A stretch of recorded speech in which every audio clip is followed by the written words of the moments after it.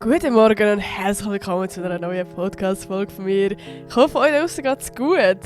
Bei mir ist gerade sehr viel emotionally mäßig los, weil gestern ist Nina ihre Abschlussparty gsi. Ich habe sie gestern einfach zum letzten Mal gesehen und morgen fliegt sie auf fucking Hongkong für 5 Monate. Für die jetzt gar keine Ahnung haben, wer Nina ist, sie ist meine Studentenkollegin. Sie verpisst sich jetzt einfach. Alter, what the fuck. Vielleicht kann ich das noch ein bisschen erzählen. Es ist mega schön gewesen. Es war halt einfach auch mega emotional gewesen, so. Aber, wir haben eine ganze Podcast-Folge darüber gemacht, zusammen sogar, wo sie so ein bisschen über Hongkong erzählt. Ja, und ich habe ja so ein bisschen erzählt, dass ich, was mein Geschenk für sie ist. Also ich merke gerade im Fall jetzt, ich bin gerade so richtig, wie sagen wir, so in Trance, so ein bisschen. Ich weiß auch nicht. Also ich freue mich gerade auf die Podcast-Folge, weil ich habe noch sehr viel zu erzählen, ich habe spannende Themen über Lebenskommen und so, aber ich merke irgendwie, dass ich gerade so, ja, vielleicht spüre das gerade so eine Energie habe, wo irgendwie gerade so einfach so, aber eben, ich habe ein Geschenk für sie gemacht, wo ich einen Kalender mache, also so mit iFollower, weißt du, so mit Bildern und so. Und ich habe dann, wo der Kalender ankam, ist dann auch so alle Sachen, Termine eingeschrieben, so, dann fliegt sie, dann hat sie ihren ersten Schultag, dann kommt sie wieder heim, dann haben wir Geburtstag, dann ist das, so bla bla bla. Einfach so ein bisschen so Sachen. Und es war so fucking herzig gewesen. Sie hat angefangen zu brüllen, als sie mein Geschenk aufgemacht hat. Das war wirklich richtig, richtig cute gewesen. Wir haben in St. Gallen hat sie so wie einen Club gemietet, also so einen kleinen Club, jetzt ist so ein riesen Club, wo einfach so ein bisschen wie im Keller unten ist und hat so ihre Friends eingeladen und so. Und es war einfach so schön gewesen. Vor allem, ich habe es irgendwie auch cool gefunden, also so, ich habe voll Bock gehabt, um neue Leute kennenlernen und irgendwie sind alle voll cool drauf gewesen. Es war so ein richtiger Vibe gewesen. Ich habe es richtig cool gefunden. Und es war eben gleichzeitig auch so emotional gewesen. Vor allem war es so lustig gewesen, weil ein Kollege von ihr hat quasi aufgelegt und man hat dann auch ab und zu mal Lieder wünschen und ich habe so gewünscht, dass ich den Song von der Nina Chuba will, so «Wer ist wieder da? Nina, Nina, Nina!» Und es war so cool gewesen, weil halt wirklich alle so bei Nina, Nina, Nina, alle so Nina am Schreien sind und sie ist so in der Mitte vom Circle gestanden. Es war so geil gewesen. Also es wird auf jeden Fall im Comeback wird das der Song, Alter. Wer ist wieder da? Nina! Nein, wirklich, das war richtig, richtig geil gewesen. Und das ist, also es hat irgendwie immer mal wieder so ein bisschen emotionale Momente gegeben. Ich kann fast nicht reden, emotionally Moment. Einfach wo wir mal so, keine Ahnung, wir haben halt Alkohol getrunken, so. Dann ist es noch ein bisschen, dann fließen die Emotionen noch ein bisschen schneller. Und keine Ahnung, dann bist du halt so lange am Armen und bist so, oh mein Gott, ich weiss nicht, ob ich das kann. Also ja, es ist, ich habe gerade meine Haare im Reissverschluss geklemmt, ich habe es gerade, es war einfach richtig emotional gewesen. Ich weiss jetzt auch nicht, wenn ich das letzte Mal in einem Club gekühlt habe, aber es war eine geile Erfahrung gewesen. Und nachher ist es dann irgendwie 1:30 oder so gewesen. Und also quasi, es wäre der Plan gewesen, dass sie quasi wieder den Club zugemacht oder einfach so ein privates Ding. Und wir wären noch weitergegangen. Und ich habe dort wie gemerkt, also es sind schon recht viele heimgegangen und so. Und die anderen 2 von meinem Studium sind schon heimgegangen. Von dem her, ja, habe ich dann wie gemerkt, so, ich mag auch nicht mehr so mega weiterziehen. Und ich muss noch auf Zürich. Und es sind eben auch recht viele dann auch gerade schon heimgegangen und dann bin ich auch so gewesen, ich gehe jetzt heim. Und ich hatte irgendwie so voll Angst gehabt vor dem Moment zum Heimgehen. Also ich war voll im Clinch gewesen, wo so die anderen 2 gegangen sind. Also sie müssen ja auf Zürich und so und ich bin irgendwie so gewesen, es ist noch nicht der Vibe, zum jetzt heimgehen. Und ich finde es vor allem irgendwie, ich drücke mich gerade voll vor dem Moment, so mit so müssen Tschüss sagen, weil ich hasse das. Wenn du so musst Tschüss sagen und du weißt, es ist jetzt für eine längere Zeit. Und irgendwie haben wir eigentlich dann so voll die ganze Zeit gesagt, hey, wir sehen uns ja morgen wieder, gell? Wir sehen uns ja morgen wieder. Also irgendwie so, um uns so ein bisschen beruhigen. Und eben es ist dann, der Schluss ist eigentlich noch recht, also ich habe ihn mega schön gefunden. Es ist irgendwie, eben, ich habe so ein bisschen Angst vor dem, aber ich habe es irgendwie, durch das, dass wir gesagt haben, hey, wir sehen uns ja morgen und easy, weißt du, und sich in dem Sinn dann auch gar nicht so angefühlt hat, als würde es jetzt, ich check es auch jetzt noch nicht, dass Simon geht. So, es ist, ich glaube, morgen in der Schule wird es dann fucking surreal, aber wir haben uns auf jeden Fall mega lange umarmt und so und haben so unsere Liebesromane ausgepackt und haben uns dann verabschiedet. Das war sehr emotional, aber ich habe es auch mega schön gefunden. Wirklich. Ich habe es einen richtig, richtig geilen Abend gefunden. Der Heimweg war zwar ein bisschen scary, weil ich bin halt alleine von St. Gallen nach Zürich gegangen mit Umsteigen in Winterthur und es war irgendwie so scary gewesen. Also ich weiss auch nicht, ich bin sonst habe ich jetzt nicht so mega, mega Angst, alleine heimzugehen. Vor allem, wenn du ein bisschen Alkohol hast, dann bist du ja eh noch ein bisschen, also ich sag mal, entspannter und bist jetzt nicht komplett am Overthinken, sagen wir so. Aber ich sage gleich, ich bin so von St. Gallen bin ich so in den Zug gehockt und es ist so, also es ist jetzt nicht mega voll gewesen, der Zug. Und irgendeiner, ich weiß nicht, aber irgendwas ist da schon komisch gewesen. Hockt halt so zu mir, so ein Typ, in mein Viererabteil, wo sonst schon recht viel leer sind. Und ich habe so gedacht, oh Gott, weißt du, so, Bro, hock nicht in mein Viererabteil, wenn es ganz viele andere leere Viererabteile hat. Vor allem nicht als Typ, wenn ich ein Girl bin in der Nacht am 2, Alter. Und er hat dann so voll angefangen mit mir reden, so, hallo, ja, übrigens, gutes Neues und so, wie geht's dir so, ja, darf ich etwas fragen, bla bla bla. Und ich weiss, mit meinen Kopfhörern rein, mega probieren am ignorieren. Und irgendwann ist er dann zum Glück weggehockt, aber das war ultra scary gewesen. Und nachher, bin ich so ausgestiegen in der Winterthur und nachher nochmal irgendein anderer Typ, wo du merkst, ich weiss nicht, ob der irgendwelche Drogen konsumiert oder keine Ahnung, irgendwie weird as fuck, einfach so komische Gestalt am Bahnhof, wo die so ansprechen und du denkst wirklich einfach so, oh Gott, oh Gott, oh Gott. Weil ich habe in dem Moment auch voll Angst, dass wenn ich sie ignoriere, dass sie dann ausrastet. Und du möchtest ja auch nicht zu nett sein und so, also meistens sind sie so, hey, darf ich etwas fragen? Und ich bin dann immer so, sorry. Ich weiß auch nicht, ich hasse das. Es ist wirklich, also ich glaube, ich habe noch nie so ich habe noch nie so Angst gehabt beim Heimfahren. Und es war mega herzig. Es hat so nachher so eine Frau gehabt, am Winterthurbahnhof, wo wir auf den Zug warten, wo der komische Dude da war. Und sie war quasi mit einem fetten Koffer da und sie hat dann so ein bisschen mit mir so angefangen zu reden auf Englisch und so. Einfach so, ich glaube, sie hat auch ein bisschen Schiss gehabt. Und dann so ein bisschen, wir sind wie so Buddies geworden, auch vorher schon, wo wir irgendwann miteinander geredet haben. Ich habe gewusst, so, wir sind ein Team. Wenn jetzt etwas passieren würde, dann würden wir dem anderen helfen, ohne dass wir uns anschauen. Wisst ihr, was ich meine? Irgendwie. Das war voll cute. Nachher haben wir so kurz miteinander geredet und sie erzählt, dass sie von Istanbul kommt und jetzt gerade auf dem Heimweg sei und eine Kollegin St. Gallen kennt hat und so. Jetzt noch mit dem fucking Flixbus heimgeht. Ich habe so gedacht, Bro, what the fuck, was hast du da vor, Alter, krank? Ja, und dann haben wir so ein bisschen aufeinander aufgepasst. Das war voll cute gewesen. Voll. Aber sonst war es eine tolle Einfahrt, tolle Erfahrung. Nein, ohne Witz, ich glaube, das mache ich nicht mehr. Also in dem Sinne, ich bin mega froh, dass ich noch eben so ein bisschen länger mit der Nina verbringen konnte und ich habe einen mega schönen Abschluss gehabt. Es hat sich voll richtig angefühlt. Ich glaube, vorher wäre es zu früh gewesen. Aber ich glaube, es wäre in dem Sinne schlauer gewesen, um mit den anderen beiden früher heimzugehen. Aber du, es hätte so sein, wie es ist. Und ich glaube, ich habe noch ein bisschen daraus gelernt, aber ich bin gleich eben, wie gesagt, mega froh, dass ich das auch noch so richtig können Tschüss sagen und die ganzen Emotionen irgendwie können verarbeiten irgendwie so ein bisschen. Genau, das ist auf jeden Fall sehr schön gewesen. Und jetzt fliegt sie einfach morgen. Sie fliegt fucking morgen. Und ich check's im Fall no joke nicht. Weißt du, es gibt immer mal wieder so Momente, wo es kurz so hittet und wo du so kurz realisierst, was es gerade bedeutet. Und dann gibt es ja wieder so Momente, wo du einfach so bist, okay, ja, der Fakt-Check, der ist jetzt da, aber ich check noch nicht genau, was, also wie, ich habe morgen jetzt Schule. Und wir haben morgen Minor, also für Blockwoche, für 3 Wochen, glaube ich, oder so. Also wir haben jetzt quasi Major Minor, das heisst Hauptfach, Nebenfach. Und das Hauptfach habe ich immer in meiner Klasse. Jetzt haben wir seit dem letzten Semester haben wir quasi das Nebenfach können auswählen. Und das ist halt wie noch mit voll, weißt du, so Klassen durchmischt. Und der Minor, eben das Nebenfach, habe ich mit der Nina zusammen gehabt. Und ich kenne sonst jetzt niemand wirklich von den anderen Leuten so. Klar redest du immer mal wieder mit anderen so, aber es ist so mein Anker, mein Brand in der Felsig. Nein, wie sagt man das? Mein Fels in der Brandung. What the fuck, wie heisst das?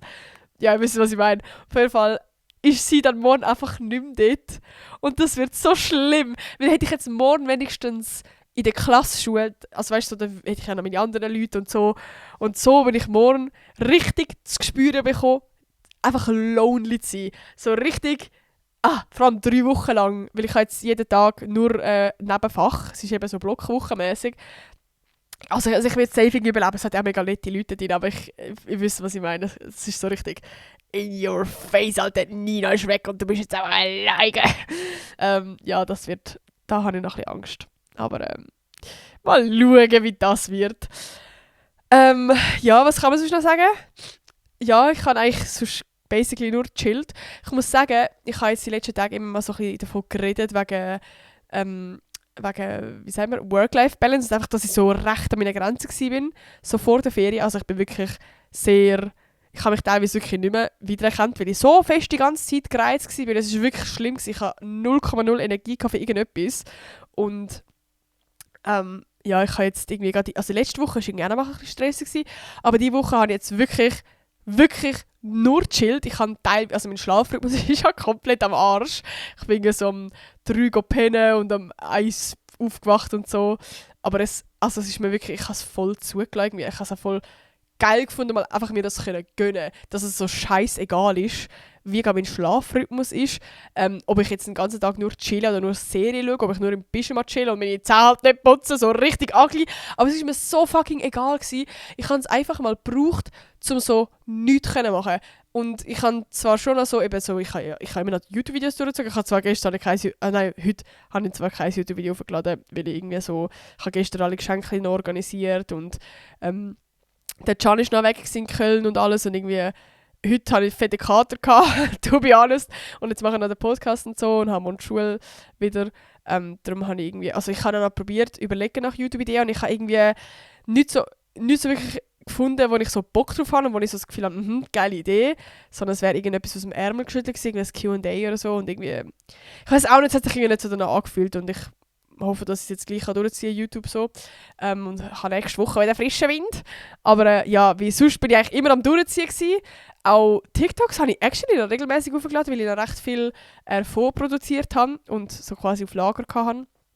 Und Podcast habe ich auch immer durchgezogen, as always, oder? Für euch bin ich immer da.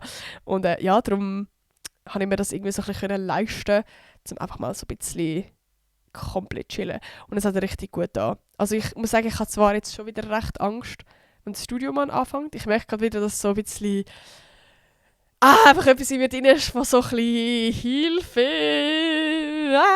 Aber ja, ich glaube, die ersten Wochen oder Tage werden hoffentlich jetzt nicht gerade wieder so komplett anziehen. Und bei mir war ja vor allem auch so ein bisschen das Emotionale dabei gewesen. Von so, das Modul ist nicht so geil und weiß ich auch nicht. Und ja, ich kann jetzt nicht so viel erzählen, leider im Internet. Aber so ein bisschen, dass man nicht so auf einer Wellenlänge ist mit der Lehrperson und so Sachen. Genau, aber ja, darum bin ich jetzt irgendwie froh, mal so ein bisschen eben wieder frischen Wind haben, ein anderes Modul haben und so und einfach mal so ein bisschen, keine Ahnung. Ja, darum in dem Sinn ist es nicht ganz so schlimm, aber ich bräuchte wahrscheinlich noch mehr Ferien. Alter. Aber wir haben ja jetzt, glaube ich, 3 Wochen oder so haben wir Schule und nachher habe ich wieder 2 Wochen Ferien. Von dem her, ja, aber voll. Darum in dem Sinne habe ich eigentlich nur gechillt und es geht mir wieder so ein bisschen besser. Da bin ich sehr, sehr froh. Ich kann sogar jetzt auch heute anfangen häkeln. Also ich habe es schon mal irgendwann probiert anfangen und es hat nachher, also ich habe so, weißt du, so aus meinen Erinnerungen, als ich mal die Handarbeit gehäkelt habe, probiert erneut zu häkeln und es ist irgendwie komplett ein Fail geworden. Oder nein, Lisme habe ich. Ist das Lisme gewesen? Ich weiß gar nicht mehr. Es ist schon lange her.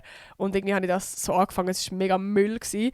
Und jetzt habe ich heute, also ich habe schon lange mir das überlegt, weil ich liebe ja so dünne Schäle. Ich weiß nicht, ob ihr das an mir gesehen. Und ich habe mir schon lange überlegt, ich will so einen weinroten Schal. Und ich habe nie so einen weinroten Schal gefunden. Und dann habe ich mir überlegt, Bro, fucking häkle doch einfach selber ein, Alter. Wie geil. Weil häkeln ist etwas, wo ich mir übel spaßig vorstelle. Weißt du, so, eben gerade so neben dem Film schauen oder sonst irgendwie einfach so zum runterfahren. Ich stelle mir das hure geil vor.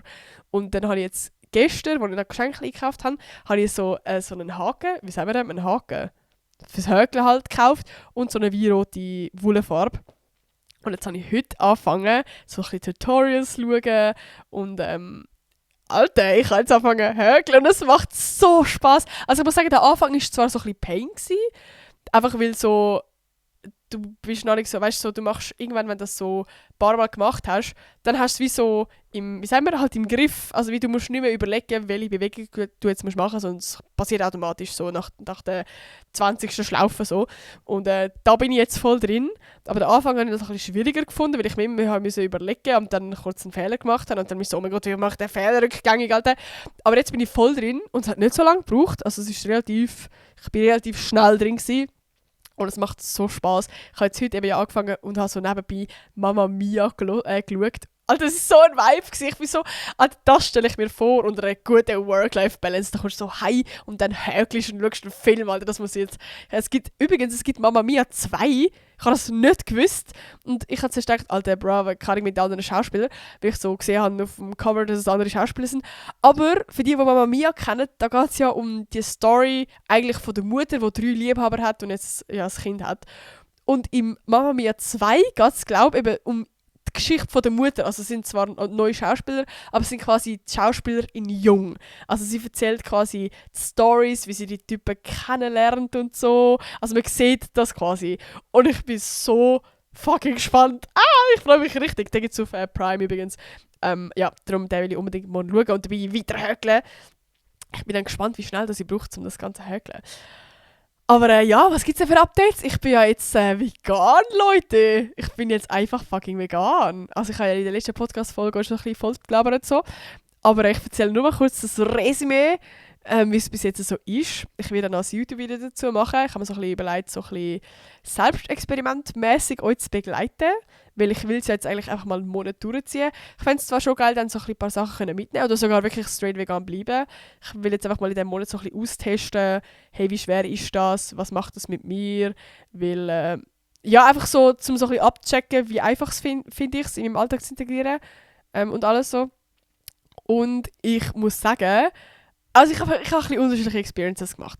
So zum einen bin ich so mit der Nina so hustlen. Und dann haben wir zu Mittag essen.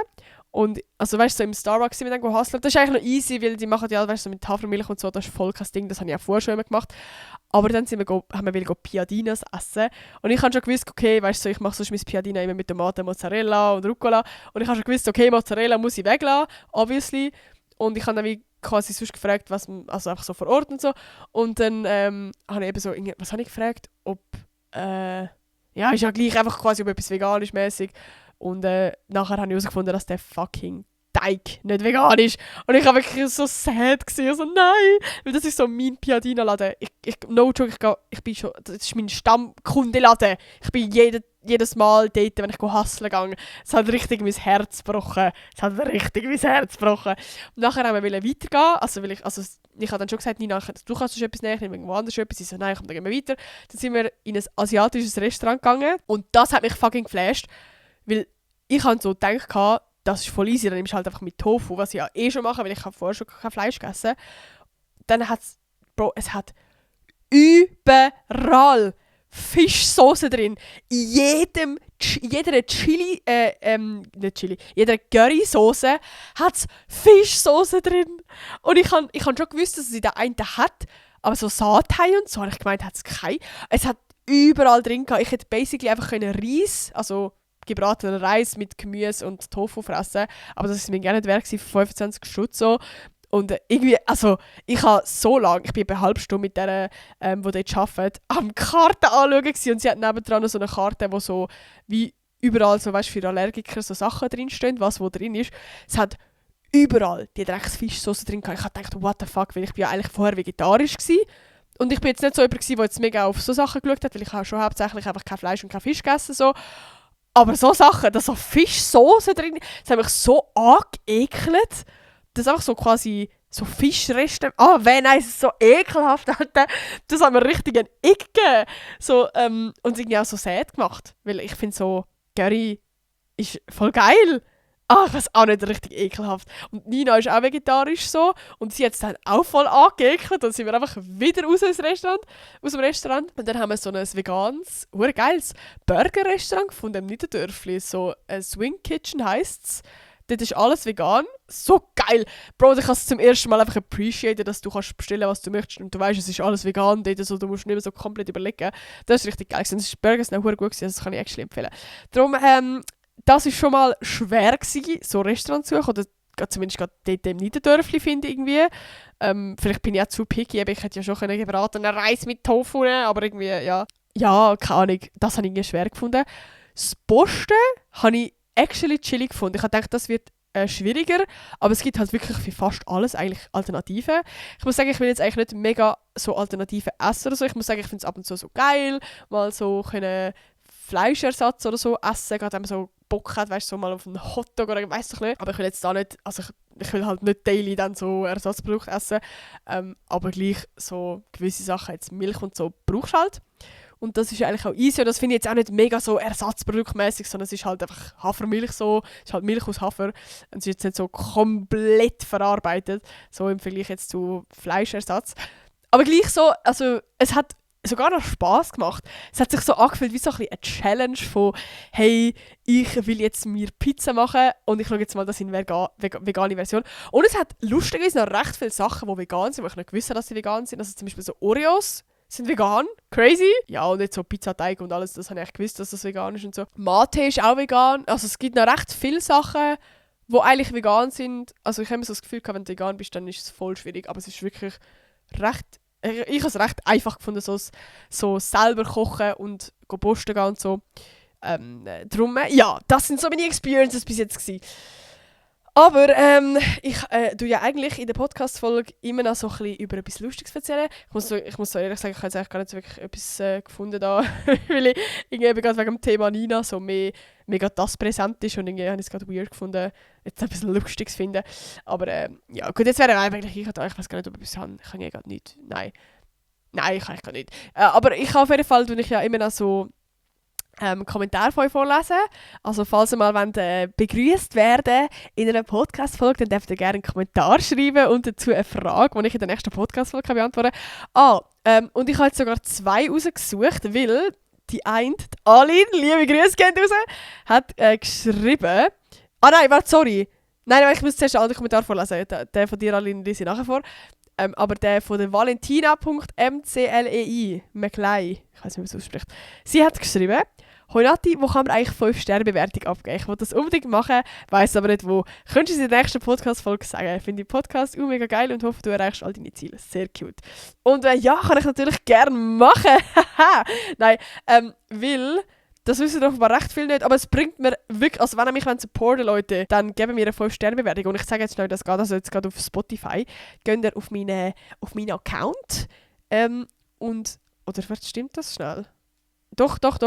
Dann geben wir rein, 9 Pause. Moment. So. Dann geht ihr ganz oben schauen. Dort steht übrigens «Folgen». Könnt ihr gerne mal reinfolgen, wenn ihr jetzt gerade schon dran sind. Und oben dran steht so «Sternebewertung». Ist das 4,8? Ja. Dann klickt ihr da drauf. Oder geht das nicht? Warte schnell, ich bin jetzt gerade selber dumm. Es geht jetzt einfach nicht. Hä?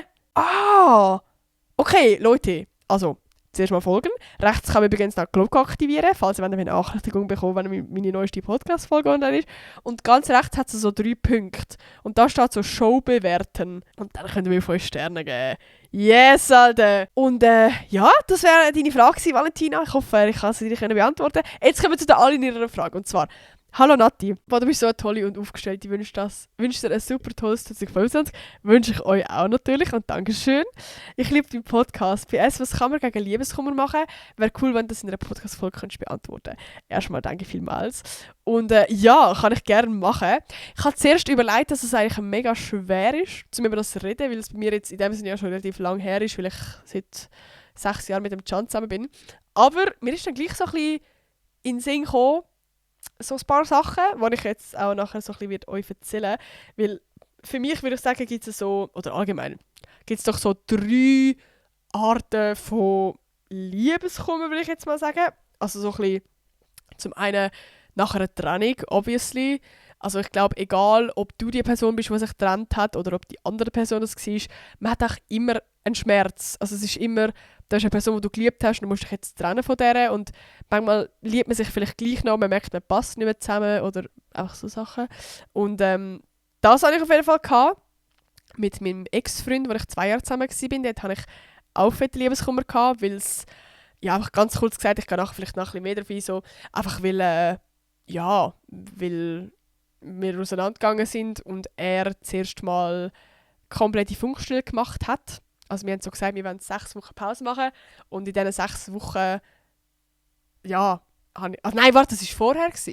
Ich Ich weiss es nicht mehr, ist ja gleich. Auf jeden Fall, ich weiss noch, ich bin in Südfrankreich in der Ferien gewesen, und er hat mir so kühl zurückgeschrieben und es war so schlimm für mich gewesen, weil ich mir so dachte, was tust du jetzt, als wir uns nicht kennen? Aber so, klar sind wir jetzt gerade nicht mehr zusammen, aber man kann doch gleich noch so normal miteinander schreiben. Es hat mir einfach mega weh gemacht, dass ich so ambitioniert geschrieben habe, hey, wie geht's so, und einfach so komplett kühl war. Da hatte ich fette Liebeskummer gehabt. Oder einfach allgemein halt, wenn wir auseinandergegangen sind und so.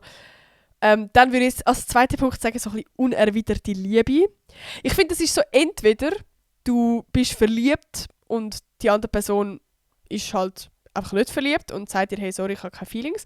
Es kann aber auch sein, dass man in dem Stadion ist, wo man sich so kennenlernt und man hat selber eigentlich voll Feelings und man will es der anderen Person eigentlich nicht sagen. Oder man ist sich nicht sicher, ob die andere Person auch Feelings hat. Also ich hatte das damals mit meinem besten Kollegen, mit meinem damaligen besten Kollegen, wo wir einfach, ja, also sind schon Vibes da gewesen, wo man gemerkt hat, hey, da ist vielleicht ein bisschen mehr. Also man hat es mega oft bis in die Nacht geschrieben und keine Ahnung, man merkt das so ein bisschen. Man muss ja nicht mal mega Körperkontakt haben oder so, aber so das Scheuchen, Nicken und das zweite Abmachen und dann gibt es während dem zweiten Abmachen vielleicht so ein bisschen die längeren Blicke und I don't know, keine Ahnung, aber auf jeden Fall, ich hatte Hardcore-Feelings dort gehabt. Und ich habe jetzt gerade vorher mit Can lustigerweise meine Tagebücher so ein bisschen durchgelesen und es war so lustig, weil ich einfach so das alles zu lesen. Leute, schreibt Tagebücher, bitte schreibt Tagebücher, Alter. Ich kann nicht mehr reden, Tagebücher. Das ist so fucking geil zum später lesen.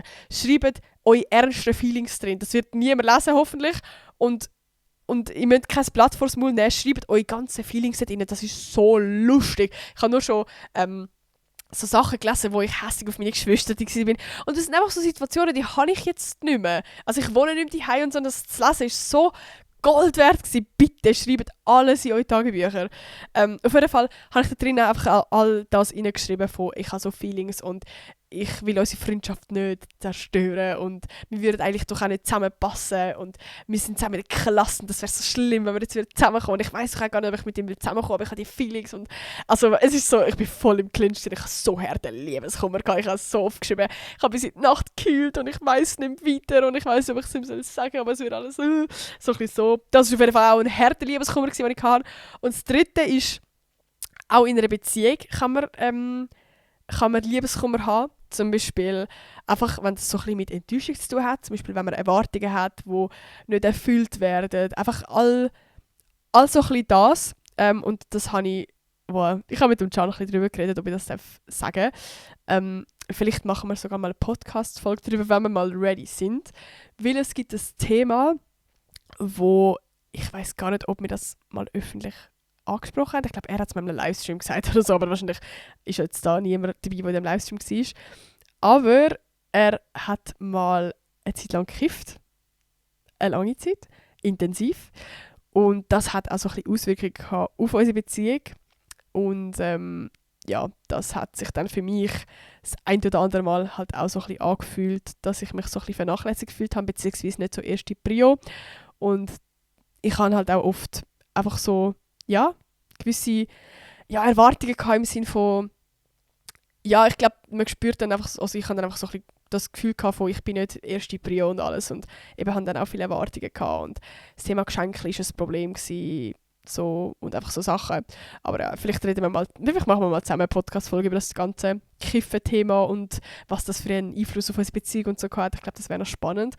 Aber auf jeden Fall dort, würde ich sagen, habe ich auch so ein bisschen, ich sage mal, Liebeskummer gehabt. Ich bin einfach oft traurig gewesen, weil ich irgendwie mich so ein bisschen wie vernachlässigt gefühlt habe oder eben so ein bisschen einfach gewisse Punkte hatte, wo ich das Gefühl hatte, die werden nicht erfüllt oder einfach so ein bisschen so Sachen. Also ich kann mittlerweile sagen, das ist gar kein Thema. So. Aber nein, es ist einfach so eine Zeit gewesen, wo ich das Gefühl hatte, ist auch so ein bisschen, kann man auch so ein bisschen unter Liebeskummer verstehen. So. Ich glaube, es gibt ja ganz viele Leute draußen, die vielleicht gerade in einer Beziehung sind, wo sie einfach sich vielleicht, ich weiß doch nicht genug geliebt fühlen oder einfach gewisse Erwartungen haben. Oder ich glaube, nur schon, wenn du unterschiedliche Love Languages hast und du bist zum Beispiel eine Person, die mega viel Körpernähe braucht und die andere Person nicht, dass man sich dann auch weniger geliebt fühlt, weil das deine Liebessprache ist. Und dann kann man auch so ein bisschen ein Liebeskummergefühl haben. Voll, so Sachen. Also in der Beziehung kann man auf jeden Fall auch Liebeskummer haben. Genau, und jetzt ist so ein bisschen die Frage, was ist spannend, also ja, so ein bisschen, warum ist das so schlimm? Also für uns ist es natürlich ganz obvious, aber ich habe so ein bisschen in dem ganzen Thema Liebeskummer so ein bisschen recherchiert und ich finde es noch spannend, was es auch so ein bisschen hormonell mit uns macht. Also gerade zum Beispiel Dopamin ist ja das Glückshormon und das wird ja eigentlich immer ausgeschüttet, so in den guten Zeiten, in den Momenten, wo wir uns geliebt fühlen. Vielleicht jetzt gerade, wenn du in einer Beziehung bist und dann du dich halt trennst, dann tust du das auf einmal, machst da quasi den Hahn zu. Dein Körper hat die ganze Zeit immer Dopamin gehabt und gerade am Ende der Beziehung, dann kommst du das vielleicht immer weniger über. Es ist wie ein Liebesentzug, den du hast, oder eben wenn du halt einen harten Cut gemacht hast oder so, oder wenn die andere Person dich verletzt hat und du wegen dem einen Cut gemacht hast. Das ist so komplett einfach Entzug vom Glückshormon und das ist ja schon mal obviously, dass es dann scheiße geht. Natürlich auch, dass du halt vielleicht eine Bindung gehabt hast mit dieser Person und irgendwo so ein bisschen Abhängigkeit. Also es ist auch verbunden mit so ein bisschen Angst von hey, jetzt wird sich alles ändern und auch so ein bisschen Selbstunsicherheit. Also zum einen schaffe ich das alleine. Man ist irgendwie so abhängig von der anderen Person. Also vielleicht ist die Person immer die Person gewesen, die dir so viel Selbstwertgefühl gegeben hat, wo dir das Gefühl hat, du bist etwas wert, du wirst geliebt und alles und das ist jetzt wie nicht mehr da. Das macht viel. Und einfach auch sonst, vielleicht hat man dann Selbstzweifel, hey, liegt es an mir, bin ich nicht genug gut, wieso liebt mich die Person nicht, vielleicht, wieso hat mich die Person verlassen, etc. Einfach so all die Selbstzweifel und so. Darum fühlen wir uns gerade scheiße. Ist jetzt alles sehr obvious gewesen, aber ich habe es gleich schnell wichtig gefunden, um das zu sagen. Und was jetzt spannend... Ah nein, warte schnell. Ah nein, das kommt nachher. Aber was man so ein bisschen dagegen machen kann. Ich gebe jetzt mal das einfach als meinen persönlichen Tipp weiter, wo ich wirklich für mich in den letzten Tagen allgemein... Oder nein, seit der Podcast haben wir ehrlich gesagt so ein bisschen gefunden haben. Und zwar ChatGPT als Therapeut. Also ich weiss, die einen sind so ein bisschen...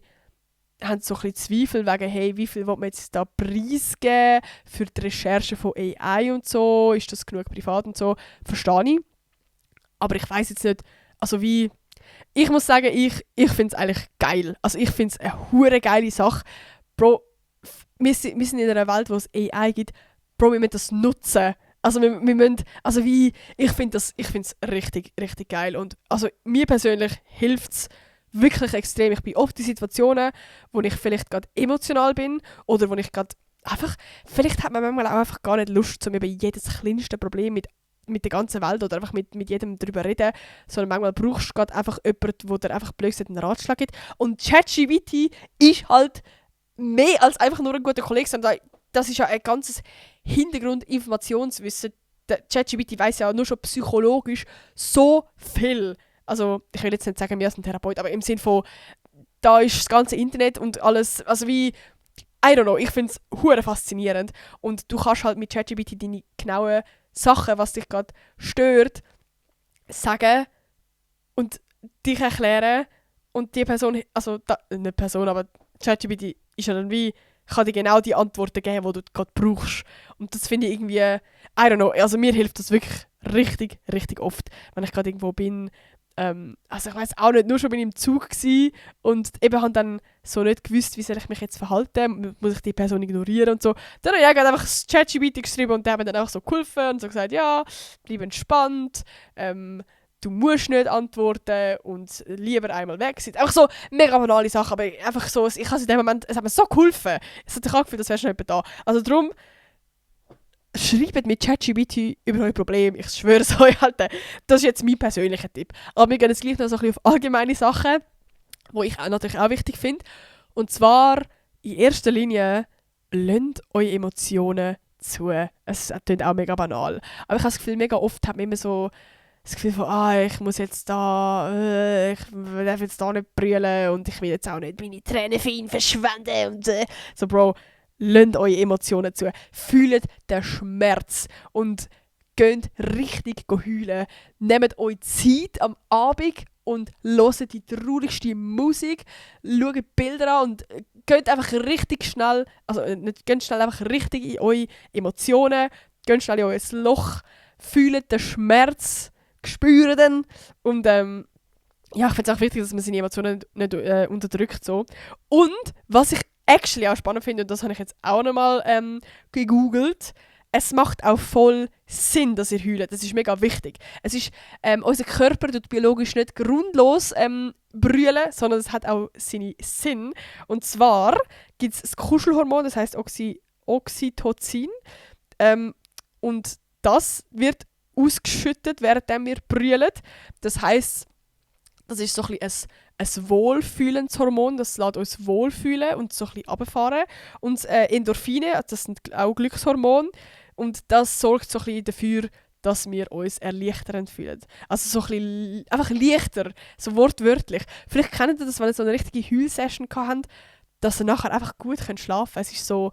Es ist nachher so, ihr fühlt euch entspannt, ihr fühlt euch, es ist fast ein bisschen, eben so, ihr fühlt euch fast glücklich, erleichternd, locker. Also ich merke das mega fest, ich brülle recht oft und ich brülle nicht immer nur, weil ich traurig bin, sondern auch, weil ich hässlich bin, weil ich das einfach, ich weiss, dass es mir nachher besser geht. Ich muss manchmal meine Heul-Sessions reinlegen und komplett an den Tiefpunkt von meinen Emotionen gehen und richtig den Schmerz und den Stress und die Angst und weiss ich auch nicht was, die Wut schnell richtig spüren, richtig brüllen und dann weiss ich, es kann mir nachher besser.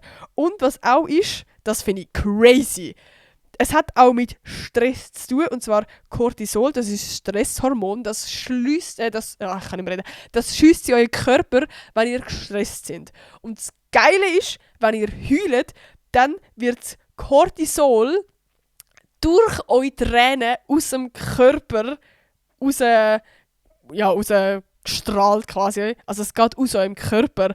Und das finde ich so heftig. Also wenn ihr Tränen, natürlich nur emotionale Tränen, jetzt nicht, wenn ihr irgendwie Zwiebeln schneidet oder so, aber wenn ihr emotionale Tränen habt, dann ist in euren Tränen quasi das Cortisol drin, das aus eurem Körper geht, und das finde ich crazy. Also es ist biologisch bewiesen, das Heulen, das beruhigt, das tut stresslindernd, das lässt euch besser fühlen. Und darum ist es so wichtig, dass ihr eure fucking Emotionen nicht unterdrückt, sondern dass ihr heult. Und dann, wenn es euch fucking unangenehm ist, in der Öffentlichkeit heult, dann heult wenigstens die Heime. Lasst die Gefühle zu, lasst die Trauer zu, und das ist voll okay. Egal jetzt, ob ihr Liebeskummer habt oder irgendwelche anderen Situationen. Das ist so fucking wichtig. Was ich auch wichtig finde in diesen Situationen, ist so ein bisschen Distanz schaffen. Eben, ich finde es natürlich wichtig, dass man die Momente hat, wo man auch mal traurig ist. Aber ich finde es gleich auch wichtig, dass man nicht nachher jetzt einfach die ganze Zeit mit den Gedanken nur bei dieser Person ist und gar nicht abschalten kann, sondern die Zeit, wo man Liebeskummer hat und probiert, so ein bisschen von dieser Person wegzukommen, muss man das vielleicht auch so ein bisschen visuell machen. Heisst, alle Erinnerungen, vielleicht, die gerade in eurem Zimmer sind, einfach mal in eine Kiste tun, in Estrich. Bitte rühren sie nicht weg, weil ihr hässlich sind, weil später, eben gerade wie ich Tagebuch halte, das ist so geil, zum später einfach noch haben und Bilder und so. Löschen die Bilder nicht, aber tun sie vielleicht einfach mal, aktiv euch sagen, die schaue ich nicht an. Snap Memories ist der grösste Feind. Einfach nicht anschauen, also Flashbacks meine ich.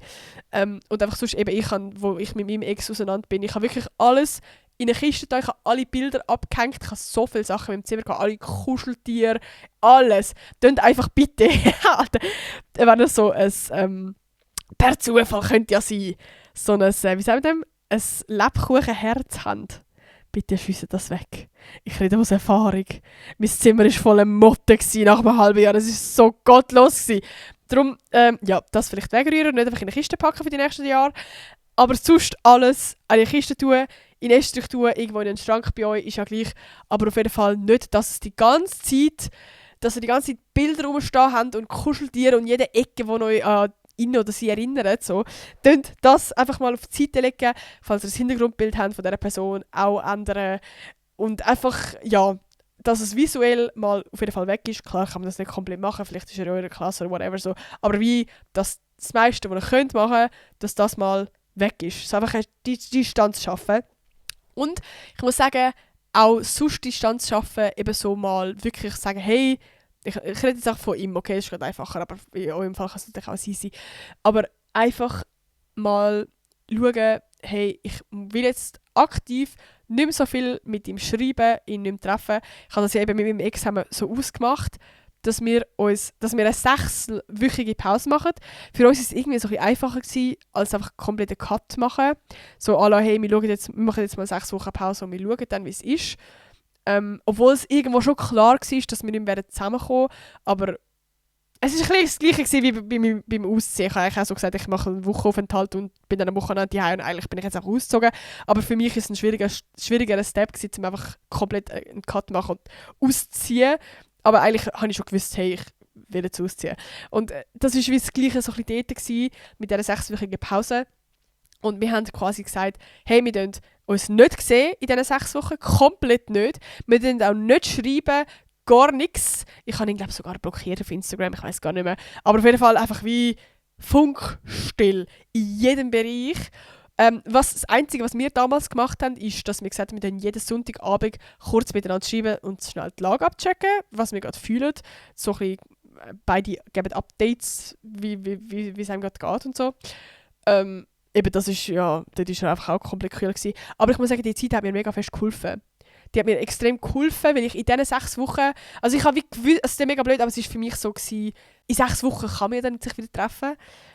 Darum hat es sich nicht so schlimm angefühlt. Also das ist jetzt noch schwierig zu sagen, weil die andere Person muss das natürlich auch wollen, so. Aber vielleicht könnt ihr auch nur für euch festlegen, hey, ich darf ihm in 6 Wochen darf ich ihm rein theoretisch wieder schreiben, so mäßig. Aber jetzt auch mal 6 Wochen funkstill. Und auch wenn er euch schreibt, dann Ruhe. Also ich kann ihm ja vielleicht auch vorher sagen, hey, ich muss jetzt Distanz zu dir haben, ich will mich jetzt die nächsten 6 Wochen nicht melden oder so. Aber mir hat das auf jeden Fall extrem geholfen, um mir selber den Cut machen, ich will nicht ihn jetzt sehen und ich will nicht mit ihm schreiben. So. Voll. Also falls das irgendwie bei euch geht, macht es. Let's go. Auch wenn es nur für euch ist. So. Auch ein wichtiger Punkt, den Fokus so ein bisschen bei euch haben. Das kann sein, dass ihr vielleicht, also Bro, gerade wenn ihr jetzt in einer Beziehung seid, ihr habt jetzt mal Zeit für euch, macht ein geiles Hobby, etwas, was ihr schon immer machen wollt. Fangt an häkeln oder so, irgendeinen neuen Sport, setzt euch Ziel, wo ihr jetzt habt ihr Zeit, jetzt habt ihr einfach auch sonst, auch wenn ihr gerade vielleicht auch sonst irgendwo Liebeskummer habt, nehmt euch Zeit, findet Ziel, Motivation, macht euch etwas aus eurem Tag, lebt euch aus, macht Sachen, die euch ablenken. Geht in den Ausgang, wenn ihr Bock habt. Macht das, was ihr Bock habt. Lasst es gerade auf euer Herz. Ich finde, es muss so eine gute Mischung sein von können ins Loch räuchen und komplett traurig sein und aber dann wieder können aus dem Loch gehen und können eine geile Zeit haben, sich ablenken, Zeit mit Friends verbringen, mit Family, mit euch alleine. Keine Ahnung, ihr könnt euch entspannen, Bro. Lest ein Buch, hockt in einer Badwanne, I don't know, geht joggen. Aber einfach so ein bisschen den Fokus bei euch haben, ein bisschen ablenken können. Und ich finde auch wichtig, eben mit Leuten darüber reden. Ich habe immer so das Gefühl, dass man denkt immer so, man geht alle auf den Sack mit dem Thema, weil man daily darüber redet und so. Aber Bro, das sind Menschen, die haben euch gern. Und es gibt immer mal wieder in einer Freundschaft, dass man, so wie in guten, auch in schlechten Zeiten, dass man mal eine schlechte Zeit hat. Und dann ist man für die andere Person da. Und immer nicht das Gefühl hat, dass ihr diesen Leuten auf den Sack geht. Sonst schreibt ihr mit ChatGPT. Nein, aber die Leute sind für euch da, die haben euch gern, die wollen das Beste für euch und die sind für euch da. Und darum redet offen mit diesen Leuten, die euch gern haben und ja, chillen mit denen. Und ja, ein letzter wichtiger Punkt, wo eigentlich mega obvious ist, aber wo man vielleicht muss hören schnell, Heilig braucht halt fucking Zeit. Ist eigentlich voll logisch. Also wie, ihr seid gerade jetzt in dieser Phase, wo ihr einen Heilungsprozess durchmacht. Da kann es nicht sein, dass ihr jetzt einfach keine Emotionen habt und das komplett an euch vorbeigeht. Da gehört Liebeskummer einfach dazu. Und das ist ein ganz normales Gefühl, das jeder von uns irgendwann mal in seinem Leben wird erleben. Und das ist okay. Und es ist gerade einfach eine Phase. Und ich sage euch, irgendwann ist die Phase vorbei. Und ich schaue auf die Zeit zurück und sind so, hey, ja, es war zwar kacke, aber jetzt geht es mir besser und ich habe voll daraus lernen. Also es ist jetzt gerade auch eine Phase, wo ihr vielleicht euch mega mit euch beschäftigt, mit euren Emotionen. Vielleicht, ja, lernt dann einfach euch auch so ein bisschen besser kennen und könnt an dem wachsen. Vielleicht schreibt ihr dann einfach auf Tagebuch und lest das irgendwann später durch, wie ich jetzt. Und sind so, hey, oh mein Gott, das war einfach eine Phase in meinem Leben, wo ich komplett sad war. Und jetzt bin ich in einer fucking glücklichen Beziehung und es ist einfach so, keine Ahnung, es ist so gar kein Thema bei mir eigentlich gerade Liebeskummer. Wisst ihr, was ich meine? Und ich werde auch irgendwann an den Punkt kommen, wo ihr einfach werdet happy sein und das Thema, das ihr jetzt gerade habt, kein Thema mehr wird sein. Es ist einfach jetzt gerade der Prozess und ich verspreche euch, es kommt besser. Ja, das sind eigentlich noch recht schöne Abschlussworte. Ihr könnt gerne Kommentare schreiben, wenn ihr noch irgendwelche Tipps habt, wie man mit Liebeskummer umgeht. Ihr könnt euch ja gerne euer Herz ausschütten, wenn euch das hilft. Vielleicht können wir uns ja gegenseitig so ein bisschen helfen in den Kommentaren. Und wie gesagt, ich glaube, jeder geht irgendwann mal mit Liebeskummer, kommt irgendwann mal mit Liebeskummer in Berührung. Aber ja, ich hoffe, euch hat die Podcast-Folge ein bisschen weitergeholfen und hat euch gefallen. Und ich würde sagen, wir hören uns nächste Woche wieder. Tschüss!